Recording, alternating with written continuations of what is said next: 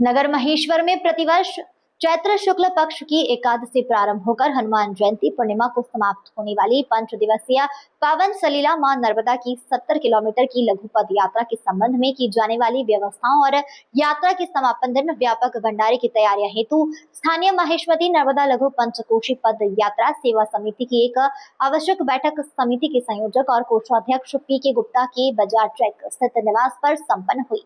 बैठक में सर्वप्रथम संयोजक पी.के. गुप्ता की सलाह पर समिति के पदाधिकारियों में आंशिक रूप से परिवर्तन किया गया। सुरेश शराफ को संयोजक और सुभाष चंद्र दुबे को सह संयोजक मनोनीत किया गया। विनोद अंबेकर को सचिव और खेमराज चौहान को महासचिव संयोजक मनोनीत किया गया।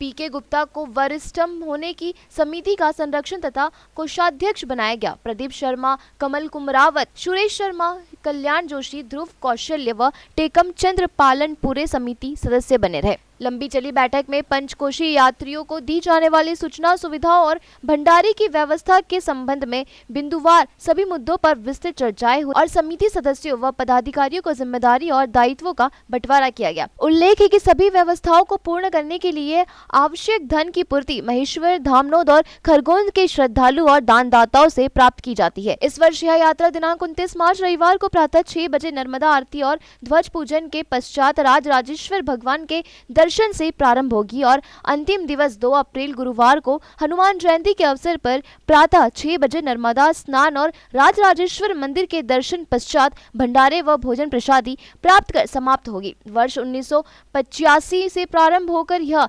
40वीं सदी यात्रा होगी। 1990 में समिति का गठन हुआ था। कोरोना अवधि में वर्ष 2020 और 2021 में यह यात्रा बाधित रही। संरक्षक पी.के. गुप्ता ने बताया कि क्षेत्रीय शासकीय अधिकारियों को पत्र लिखकर पदयात्रियों को मार्ग की सुविधा, सुरक्षा और चिकित्सा व्यवस्था बनाए रखने हेतु निवेदन भी किया है।